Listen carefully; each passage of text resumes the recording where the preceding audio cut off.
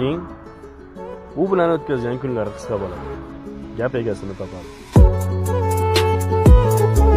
Aytdik-ku, dunyoni o'zi matoh, lekin bu matohda eng yaxshisi solih hayot. Bir kun adamdan xafa bo'lib savol berdim.